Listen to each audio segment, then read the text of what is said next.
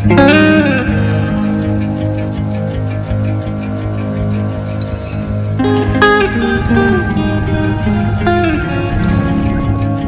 right up.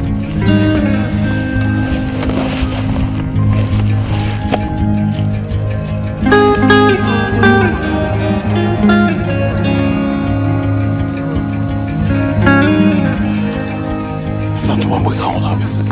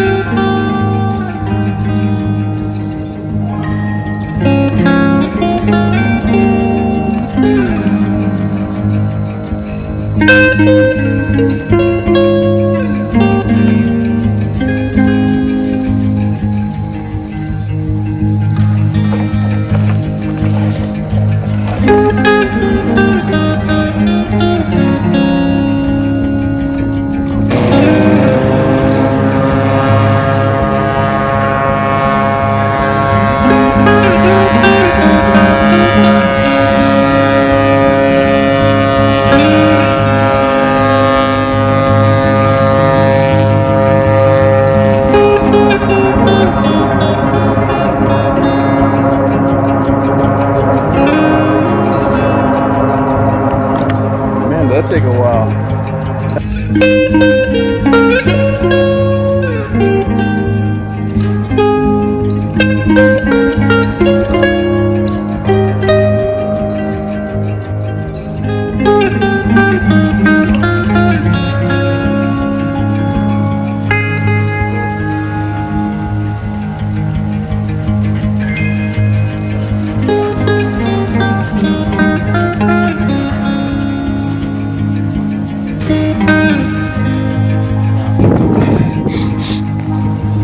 And this is how you come down.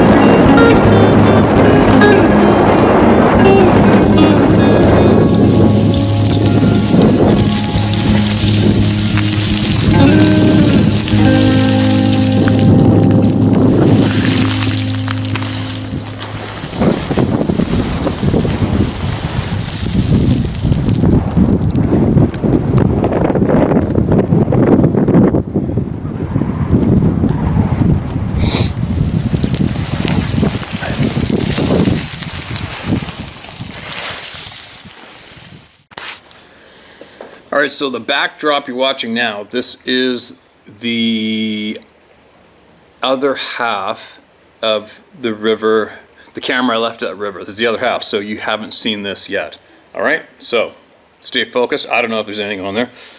Maybe there is, maybe there isn't, but there's a grizzly bear, black bear, wolf, cougar, moose, elk running around there, and you know what else. So that's what you're watching in the back of this video as I share the voices. Alright? Alright, here we go. Beginning of another day.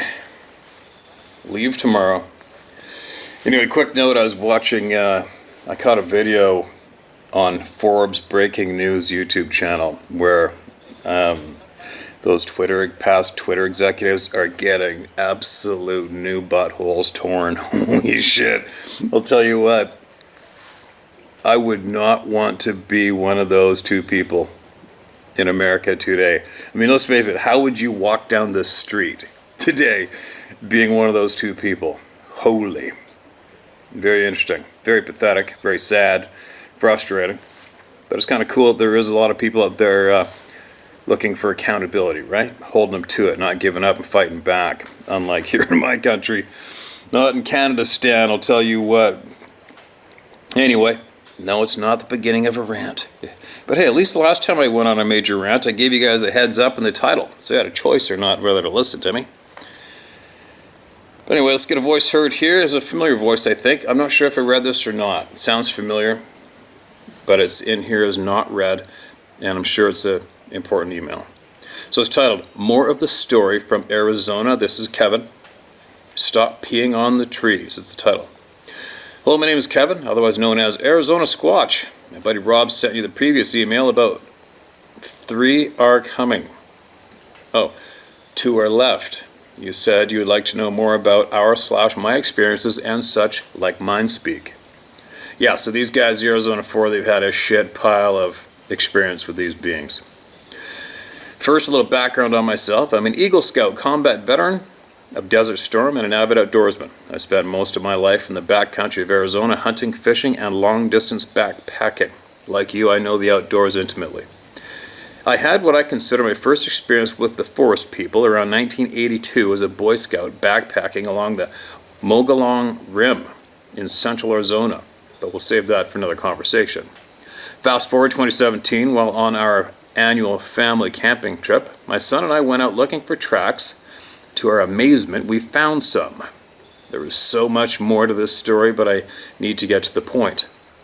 After the encounters of this trip, I contacted a local investigator, Chuck, and we went back to this location, which I now refer to as Sasquatch Camp. The happenings on this 3-night trip drastically changed my life forever. Just a side note, since this trip, I've spent over 8,000 hours, boots on the ground in the middle of nowhere, 2/3 of that time completely alone. I'm leaving so much out because there's no such thing as a short story in this subject, and the level of contact we have had, I need to do it this way. So you asked about mind speak and when it first happened, so here you go. It was the second trip out, August 2017. Chuck and I had to go back to Squatch Camp to learn more. I went up 2 days before Chuck because I wanted some alone time. Just east of the camp site is a valley with old growth forest, and I thought I might find more prints or structures. When I got down into the valley, I now call Squatch Valley, I found what I thought might be a structure. Right next to it, about 3 inches from a large tree, was the biggest pile of human-looking scat. It was not bear, elk, cow, deer, etc. I took measurements and photos of it. I figured that there had to be tracks in the area, so I started spiraling out looking for spoor or any signs of tracks. Well, about 20-30 yards away, I found a single track that was 7 inches across at the toes, 16 inches in length. I went in the direction of the track was going, and after about 40 yards, I came across a large black rattlesnake. And this is when it happened. But at the time, I didn't understand. I was going to kill the snake and eat it for dinner, but then I started having this off-the-wall conversation with myself. Why do you want to eat the snake? I love eating rattlesnake. What gives you the right to take his life? Look how beautiful he is. He is beautiful. Look how old he is. This is his home, not yours. I really couldn't understand why I would have this conversation with myself. I love eating them. Plus, I spent 3 days in ICU from a bite of a western diamondback. Kind of a revenge thing. I decided to leave it alone. I'm all alone in the middle of nowhere, and I didn't need a repeat. I took out my cell phone to shoot some video of the snake, which by this time is going under a deadfall. I finally got the footage I wanted, and the very moment I hit stop to end the recording, I had the most hair-raising thing happen. Several yards away from me, behind a thicket, I heard the most powerful vocal I've ever heard in my life. It literally shook me to the core. What I heard was, "What you want?" Crazy. There's absolutely no way to convey this other than massive lung capacity. I felt it go through me with massive reverb. The only thing I could do was respond with, "Well, hello, my friend." Then a powerful "Wah" came from the same spot. I said, "I'm sorry, I'm not supposed to be here. I'll go back to my camp." I turned and started walking away and headed back to the camp. He paralleled me almost all the way back to camp. During this, I started to talk to him, mostly to keep myself calm. I said, "I have a mate." "Do you have a mate?" "I have offspring." "Do you have offspring?" It was about then he quit paralleling me. I invited him to come see me later tonight. That night, sitting in the dark, there were at least 5 of them surrounding my camp. I knew I was not in any danger and enjoyed having them around. Holy shit. Occasionally, I would get a glimpse of them moving around, and I would get zapped regularly, and I've had the deepest feeling of love. The activity stopped, and I went to bed. That night I had a dream where he walked up to me and introduced himself. I am Iadingon, and this is my mate Iadingon. Iadingon and Iadingen. As he motioned towards this large juniper tree, there are no junipers in this area, that she was peeking out from behind with deep concern on her face. He kept telling her, "It's okay, you can come out, he's safe." Just then she stepped out. It was then I understood her concern. She had an infant in her arm. I woke up and thought to myself, what the F was that all about? His name is very difficult to pronounce, so I started calling him Indy. Chuck showed up the next day and I told him, "You're never going to believe this, but..." This is just 1 day/night's worth of activity of over 8,000 hours out. What I've learned, seen, recorded, etc. is mind-boggling. As the guy in the same video as Rob's, I've seen them disappear into thin air. Things I routinely experience that defies the laws of physics has caused me to dive into quantum physics, which makes my brain hurt, lol. A term I've coined is simple. Quote, "Don't let your paradigm dictate your experiences, let your experiences dictate your paradigm," end quote. I need to say this. I'm not looking for fame or notoriety. I'm not into this to prove anything to anyone. I'm in this to learn who and what they are from them and earn their trust, which in their culture, trust is everything. Yes, they have culture and hierarchy, rules and laws. I stated before that I have nothing to fear from them, and if they were this dangerous monster that so many people talk about, I wouldn't be here with all the time I've spent alone with them coming right up to me in total darkness. I'm going to sign off now for now because I'm tired and starting to see double. Been there. As Rob stated, we'd love to chat with the Owl Man. I'm leaving you my phone number if you'd like to talk in person or share with the Owl Man. That's fine, but nobody else without permission, please. Okay, man. Alright. Sounds cool. I think I put you guys in touch already. I'm pretty sure. If I haven't, I'm pretty sure I did. But if I haven't, email me, alright, man? And make sure you email again, alright? I am a sponge, and it's tough for me to go one-on-one with anybody on here. Very tough currently for the past while because there's so many people. So many voices need to be heard. I mean, I've got thousands of emails. And I'm not sure when, but I think something's telling me to go on a bit of a tour and rip around the States and go hook up with many people from here. And I'm thinking, and I'll obviously end up over at Dave's, but I'm thinking I'm going to have to do that. I don't know when, but I'm going to have to do that. And maybe, if you guys want, I'll come down and hook up with you guys. And we don't have to go to your area. But it might be cool to just hang out and have a bullshit and see what everybody's learned. You know what I mean? Just see what everybody's learned, compare notes, and see if we could solve the problems of the world over a campfire or something, right? But anyway, thanks again for sharing that, man. I don't believe I read that. And it took a little while to get to, didn't it? But make sure you email us more, okay, man? Please. We want to learn more. All right, here's another one. Hello, Steve. There's no title of this email. Hello, Steve. I have a couple of encounters I would like to share with you. My first encounter was a sighting. I worked for a logging outfit on the Washington coast, driving log truck. It was in late March 2012 and been raining nonstop for 3 days. I'd already dumped my first load of logs in Longview, Washington. Longview, isn't that where I went? Isn't that where I went with Dave Pilatus to that place on the beach, I think? Anyway. Well, as I was heading back, I came to the gate we had to open and shut, which was at the end of County Road. Past the gate was private timber company land. So I'm going up the road and I get to the top. Okay, there's no punctuation, okay, you guys? That's okay. I'll get through it, but just so you guys know.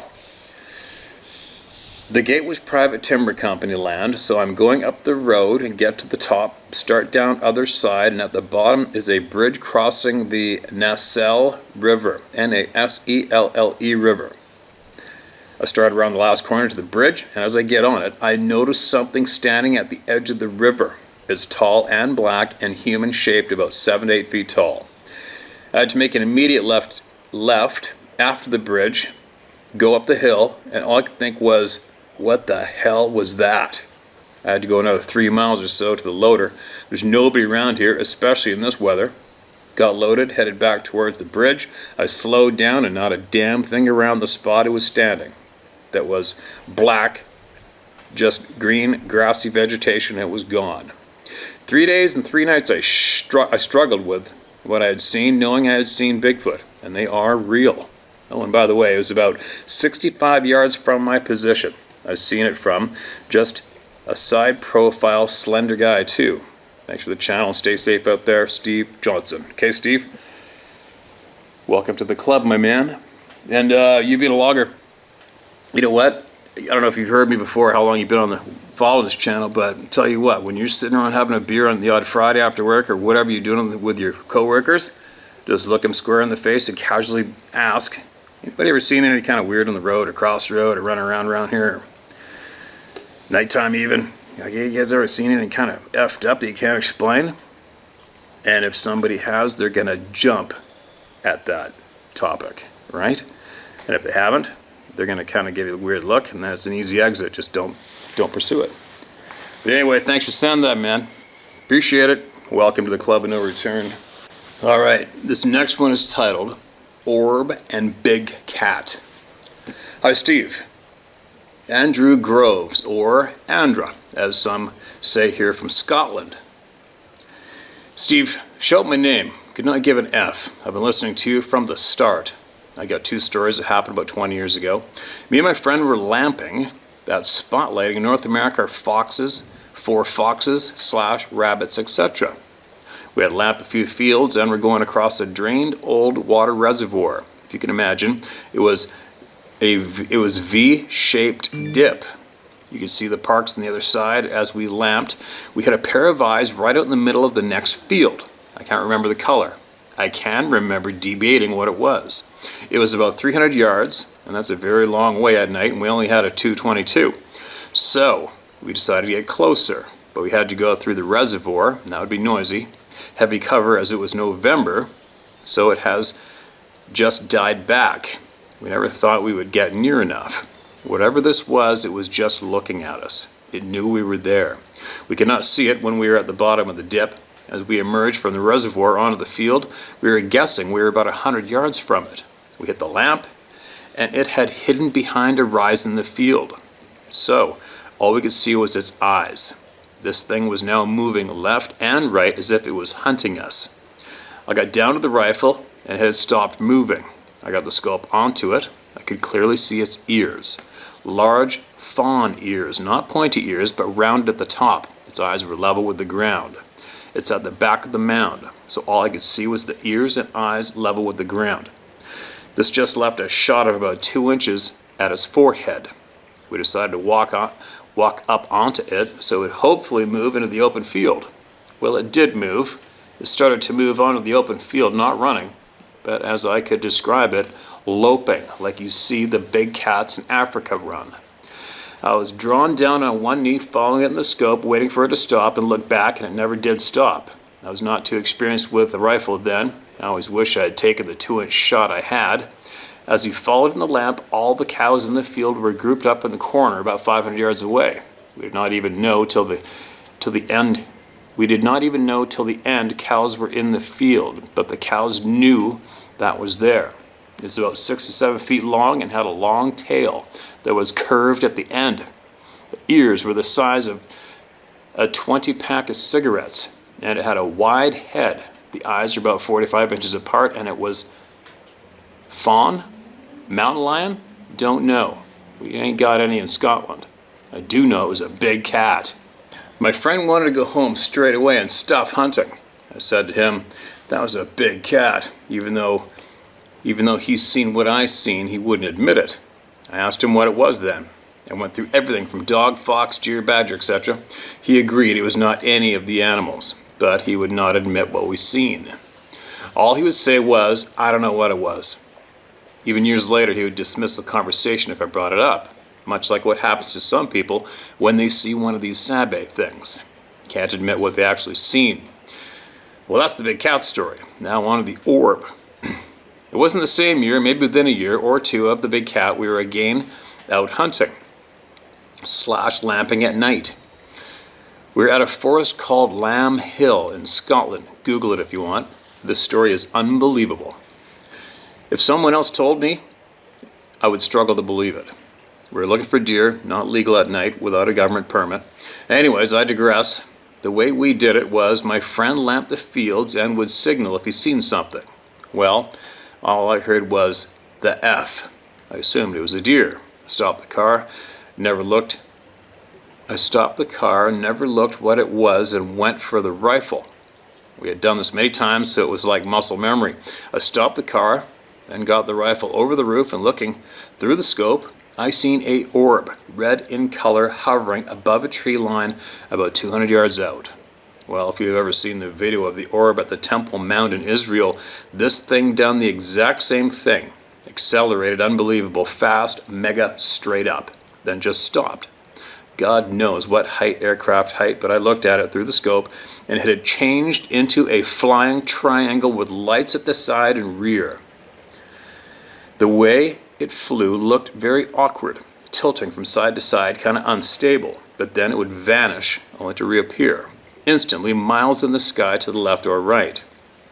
This lasted about 20 seconds, then it completely vanished. As I write this, it brought back a memory for the same place when we were hunting around there. We used to hear loud moaning noises, but thought nothing of it. My friend called it the warlocks, thinking it was just some loony running about the woods. Now, after hearing of the stories on here, I don't know so much. The big cat stories,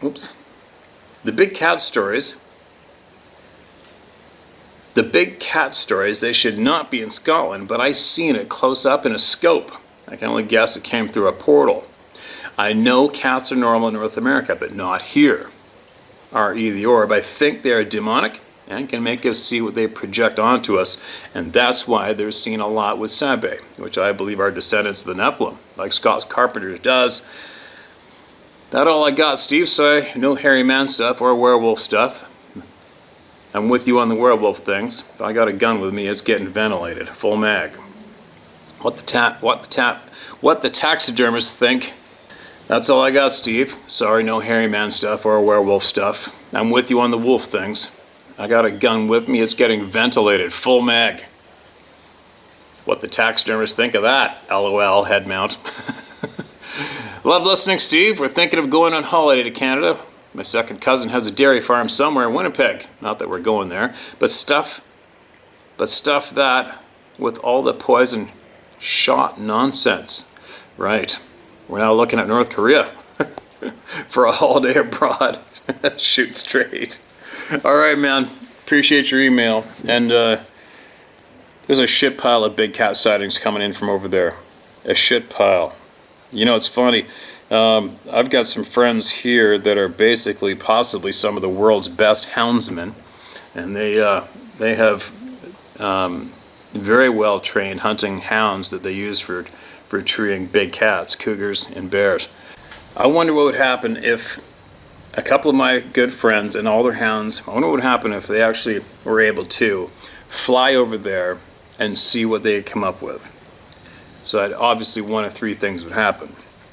Either they would bay up, corner, tree a very large cat, or all the dogs disappear and get killed, right? Or nothing. Maybe I'll look into that. I think I'm going to look into that. That would be one hell of an adventure to film, wouldn't it? And completely make a documentary on that and film it and see what they come up with. Because there is just way too many big cat sightings going on over there. It's endless. Anyways, thanks for that email, man. Appreciate it. Make sure you email me back with anything else you figure out or find out over there, all right? Be safe out there, man. Have fun in North Korea. All right, this next one is titled Sounds of a Woman Being Tortured in the Woods. That's such a shitty sound to experience, especially if it's you're in camp. I mean, what do you do, right? How do you not go to that? I'd have a tough time, unless your sixth sense tells you right away it's not a woman. Now, hey Steve, I've been watching your channel for about 6 months now, and due to some of the stories shared, mentioned similar sounds my family and I encountered prompted me to write in. My name is Lou, and please only use my first name. I'm 54, and this happened in the late 80s. I'm from Milwaukee, Wisconsin, born and raised. My parents originally had plans to move us to Texas, but due to my mother's medical issues, we ended up staying here in Wisconsin. My father had previously towed his 1970 Ford Galaxy 500 to Texas in preparations to move, but once that was no longer the case, we needed to go and retrieve it and tow it back north. Here we are. Dad, Mom, younger brother and sister, myself, and our Doberman Bandit, packed in a Ford Econoline van with the said car in tow using tow bars. We're driving down a 2-lane highway when we end up losing one of the pieces of the tow bar that attaches to the front bumper frame of the car. We felt the tug of the tow bar let go, but luckily we were able to pull over with no issue. Oh, thank God. Luckily, half the tow bar was still attached. This highway is desolate, no traffic, no lights, pitch black at 3 a.m. in the middle of nowhere. There's heavily wooded areas on both sides of the highway, and here we are. My dad trying to get the tow bar reconnected, but we're missing a small all-black piece of cast plate to hold the bars in the frame of the car. We're on the blacktop and coasted about an eighth to a quarter of a mile from when we felt the tug. My dad tells me and my younger brother to go look for it. Needle in a haystack situation. We're over an eighth of a mile back from where we stopped and about to call it quits, but something tells me to keep going a little further. My brother had already turned around, and there it was, a 4-inch by 6-inch plate black sitting on the blacktop. I told my brother to wait for me. That's when we started hearing what sounded like a woman screaming. No words, just this horrific screams from the wooded area across the highway. Well, my dad heard it too, and we started really hurrying up. These screams were so long-winded. I kept thinking how someone can scream that long before taking a breath. We were just about done when the scream stopped, and out of the woods on our side, this dirty, hobo-looking guy with a backpack comes out. He says, "Car troubles, huh?" At that point, not during the screams, but at that point, Bandit our Dobie goes ballistic in the van. That says, "That's a Doberman." Yep, then he walks away down the highway. At that time, the only thing I could think about was Texas Chainsaw Massacre. Needless to say, we got everything buttoned up and out of there right away. Not sure what the screams were, maybe warning us, and why I did get that thought to try looking a little further. Who knows? Thanks to you for what you do. Keep up the good fight, Lou. Holy shit, Lou. That's a bizarre frickin' experience, man. What a random thing to have happen. Like, what the hell with the dude coming out? What the hell? The crazy screams, we've heard that hundreds and hundreds of times now. But the creepy dude coming to the woods at 3 in the morning, random? That's pretty crazy, man. Crazy, crazy experience. Thanks for sending that in. Welcome to the club. Alright, this next one is titled, I think I wrote on top of it, because it says at first I did a search and found Brian's unopened emails. So either I must have got a message somewhere from a guy named Brian to say look for my email. So that's what I must have done, because the next part is the title, which is titled, A Mother's Day I'll Never Forget, Please Share. Alright, here we go. Steve, I watch your channel all the time. You're the bravest person I know. I don't know about that, man. I'm a military vet who served as a weapons specialist in the Army back in the 80s. Today I am a quality engineer that works on rocket engines. Wow. Feel free to use my name, for I'm not ashamed, and I think these creatures mean us no harm. I love the outdoors and especially love to go hiking to fish. I've done this all my life. I was in the infantry and served at Fort Benning, Georgia, and also in Germany. I've been to the Black Forest and have spent a lot of time in the woods and still do. But, brother, you have some stones to go into some of the most heavily reported areas the way you do. You are the true American hero for getting the word out the way you do. I never saw a Sasquatch during my time in the military, but I'm sure they were around as we spent an average of 163 days a year in the field. My experience happened to me when I was 8 years old and living in South Carolina, just north of Greenville and only about 60 miles south of the Smoky Mountains. I grew up in a home that my grandfather built. He had a 5-acre garden that backed up to a wood line and a detached garage that backed up to the same wood line. One day I was with my only brother, who was 3 years older than I, but has always been a butthead to me. We'd go behind my grandfather's garage because there's a small opening in the thicket, and all you had to do was clear a barbed wire fence, and presto, you're in the woods. We would walk for about a quarter mile into the woods to a small patch of wild flowers, and in some years, wild roses would grow there also. I'm not sure where the roses originally came from, but they grew in abundance back there. On Mother's Day, my brother and I hiked back there to cut some roses to give to our mother for Mother's Day. We had been back there many times before. It was around dusk, and it seemed different that day for some reason. Everything was quiet. The only thing we could hear is ourselves breathing. After being there for around 10 minutes, picking roses, we both just stopped and looked at each other because we must have gotten the same eerie feeling at the same time. We don't smell anything unusual, but just could not shake the feeling that something is watching us from behind and maybe about 20 yards away. Then suddenly, without warning, we both heard this deep, guttural growl that made us both freeze up like we were paralyzed and could not move. It sounded like a cross between the sound of a bellowing alligator makes when it claims its territory and a male lion roaring. It was loud and made every hair on the back of my neck stand at attention. After being frozen in place from shock, my brother and I both dropped the roses and took off running back toward the way we came. When we got to the fence, I started climbing over the barbed wire, and my brother grabbed me by the belt and jerked me off the fence and pushed me behind him and toward the noise so that he could get over the fence first. Oh my God, that's a penalty. What a big brother he was. I knew better than to pull him off the fence because it would have just delayed our departure from the area. Once we made it back to the house, we did not say anything to each other about what we'd heard. I think we were just in shock. I think I would have punched him in the mouth myself. We never got to see what made the sound, and we never went back into that patch of forest ever again. Fast forward till today, and my brother says he has no memory of that entire event and tries to act like I'm making it up. I think it is just his way of coping, and he has just shut down the memory. Steve, I know what I heard, and it was not like any animal I've ever heard before or since. I can still remember that day like it was yesterday, and I have been a believer of Sasquatch ever since. Until we moved from that house when I was around 13, I would never go into the backyard or near those woods. I just thought I would share. I'm 54 now, and I still love the outdoors and miss the days when you played outside all day long until dark. Kids these days miss out with all this technology crap. I wonder how many folks have had experiences near Greenville, South Carolina like me. Thanks for letting me share my story, and thanks again for all you're doing. God bless you and that all you hold dear. Best regards, Brian Reeves. Brian, absolutely appreciate you, man. Super stoked and glad you wrote that in. Greenville, just that area sounds familiar to me. I'm pretty sure somebody has written in about there. And it's funny, so two reactions of your brother. He shit himself at all costs trying to get away, right? He sacrificed his own blood to get away. So that's the first clue for me what his true demeanor would be. And it's not his fault, he's not guilty, it's just the way he's built. But that would explain, that's a big chunk of the puzzle for me, why people don't want to talk about it. It's because of that deep frickin' fright. Right? You know, that when you mentioned that part of your experience, it absolutely brought a memory back to me. I'm going to share a story of mine with you guys, all right? So this is a handful of years ago in the coastal mountains of British Columbia.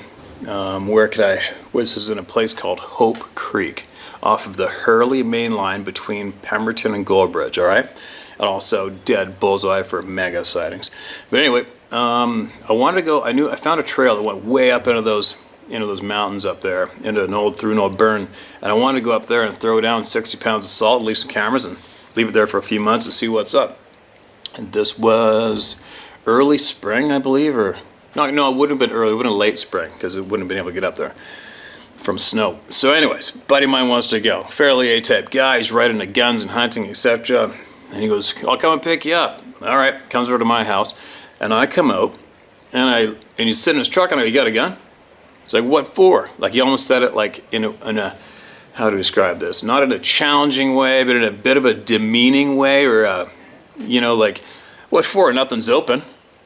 As in, well, if nothing's open for hunting, why would you bring a gun? You scared? Sort of attitude. And then, of course, there's me. Okay, whatever. I don't give a shit. My mistake, right? So I had a sawed-off shotgun with me, which I typically don't go without a weapon, right? So I threw the gun back in the house. I should have known right there what was going to happen was going to happen. So we carry on, drive up there, park the truck, and then we got a quad. Oh, we brought quads. We had the quad as far as we could, then you start climbing up through a burn, and we got up to the Alpine. If I can find a picture of that day, I'll share it here. So anyways, we're up there looking around all over the place, and there is a lot of, I already knew there's a lot of grizzly bears around there. And then we hiked up to this hard as we could to get this big alpine bull and huge view. Then we hung a right, went along the ridge, and then I wanted to drop down into the burn where I figured there's probably going to be a bunch of deer and moose or whatever, right? Found the spot, threw down the salt block and the cameras, and we started hiking back up through the burn. Well, and this burn is very sporadic, so it's right at tree line in the alpine where it turns to straight alpine, right? So it's just spruce trees, the burn. And your average pole was maybe, I don't know, 6 inches. And they're really old as they're rotting. What I'm saying is there's no tree to climb. There's no escape. So anyway, we just pop up onto this rock, and about 100 yards, maybe 100 yards, 150 yards, straight in front of us, here is a Nerf football brown thing with a great big version brown thing right behind it, and it's a mom grizzly bear and a brand new this spring's cub. I'm like, oh shit. So the best thing, what you should do if she hasn't seen you, stay dead silent. Don't let her know you're there, right? Let him keep going. What does my buddy do? He looks up. When he sees her, he goes, oh shit, bear, oh shit, bear. She spins around, stands up on her hind legs, looks straight at us, and then comes down on all fours, and here she comes. So what does Mr. Big Shot, what do we need a gun for? Nothing's open. Shits himself, spins. I'm whispering, don't move, don't move, don't move. You gotta think, this all went down in like 2.5 seconds. He spins, and if you can picture the movement of your arms during the breaststroke, he spins on my left, and he uses the breaststroke move to push me out of his way and breaststroke me behind him towards the bear as he's starting to bolt. Shit, you kidding me? Just like I said before, I've said it many times, everybody reacts differently, right? It doesn't matter how big you are, it doesn't matter how tough you are, it doesn't matter how many guns you got, it doesn't matter. It doesn't matter if you're a black belt and everything. When human beings are faced with a frickin' grizzly bear running at them, believe me, I've lived this I don't know how many times, it doesn't matter. You've got teenagers will react braver than you could ever imagine, and meanwhile these A-type big huge men who you think would be, you know, the superhero to save the day, melt, tremble, panic, shit themselves and run. So anyways, I'm just standing there thinking, oh no, this is gonna really hurt, right? Because I got nowhere to go. He's running, that triggers him even more. And then I got no bear spray, I got no gun. I know, dumbass, my fault. I shouldn't have let him challenge me that way and given into stupidity. But thank God she only came, I don't know, she charged forward straight at me about 40 yards, maybe 40, 50 yards, and then she spun right around and then veered off and went running back towards the cub. Thank God. But anyway, that reminded me, man, when you mentioned your brother pulling you back. Yeah, been there, in a way. But anyway, thanks for that email. Share more. Share more when you get more. If you got something worthy of me sponging off of you in the shape of knowledge, I want to hear about it, all right? And so does everybody else. All right, what do we got here? This is titled, This Email is Not G-Rated According to My Wife. It's okay, man. My name is Nick Smith, SR. Okay to use. I'm 80 years old this past April, and I live in South California now. Go ahead and snicker, assholes. I grew up in Portland, Oregon. Lived across the street overlooking 1,000 acres of Willamette River, backwater marsh, and swamp. At 7 or 8 years old, I am in my PJs babysitting my little sister while my folks are out for the evening. I came into the den, and staring at me in the window was a great, big, hairy MFer, and his face filled the window. I freaked and ran into the other room. It was years later that I realized my window was 10 feet off the ground. I was told it was my imagination and soon forgot about it. Go forward 12 years, and my buddy Tony and I were camping high in the Cascade Range in eastern Oregon. We had a .22 and fishing gear, crawled in our pup tent, and soon felt the ground shaking as what seemed like a herd of elk stomping all around the tent. We then thought bear, but decided no way do they come in a herd. Tony was getting so excited I was afraid he was going to piss a ring around himself. Then he started to shiver and shake like a dog shitting peach seeds. Something ran its hand, arm, leg, or body along the tent, and we both damn near pooped our bedrolls. Finally, one of us stuck the .22 out the tent flap straight up in the air, fired a couple of shots, and all hell broke loose as the ground shook, and whatever they were took off. The next morning, we found 0 tracks, but lots of dust and debris. We left and went to the lake and fished. Go forward 6 or 7 years to Fairbanks, Alaska. My job put me in Alaska, and I was in heaven, no doubt. Hunt, fish, 24/7, adventure during the summer and hunt all winter. Ptarmigan, grouse, caribou, moose, bear, grayling, trout, pike, whatever. We had 2 young boys and fit right in with all the other young adventurers. One weekend, a buddy and I decided to hike in 5 miles to a lake known for big pike. Fishing gear and lunch, no guns. Why? Don't know. Laugh again, assholes. Anyway, we're about halfway and stopped to have a smoke or a drink, whatever. I looked at Steve and said, Jesus, did you shit your pants? Or did you shit yourself? That stink is enough to drive an Indian dog off a gut wagon. He started laughing and I said, I thought it was you. My brain instantly said, bear. Look on the ground and the tracks were huge, but 0 claw marks, toe marks instead.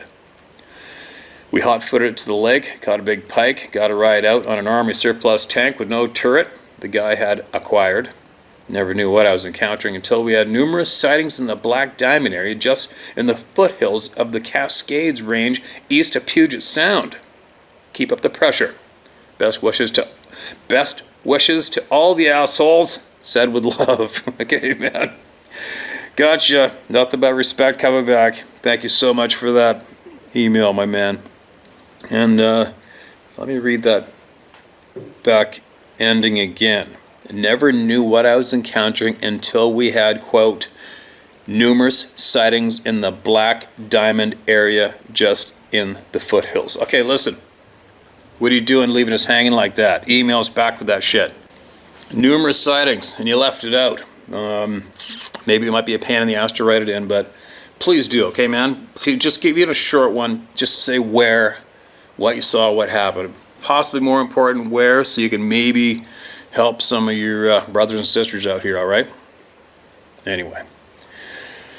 What else? What else? I think that's about it. I gotta get going. Sarah just texted me. She said, remember to mention the new hats, please. Okay, she's the frickin' hat queen, right? So she texted me some new versions she had made. I like the white one myself. But one thing about Sarah, you know, she's doing these hats and she hand packages them and hand selects them for quality, and she hand packs them and ships them, and that's why everybody's getting them right away compared to that other place called Spring or Teespring or whatever, and I'm still waiting for my shit. I'll help deal with that when I get back, I guess, and figure out a possible way, or contact them and see how we can give them a kick in the pants. I don't know. But anyway, here's the new hats she ordered. And I guess she said she put a bunch of new ones in the store because people keep emailing her and bugging her, and the place sells out nonstop. So here you go. Message passed along. There's new hats in the store, and I'll put a link in the back of this video right here, whatever. So anyway, the background you're watching is the rest of the background you saw from the previous mail or email I made, or video I made. Okay.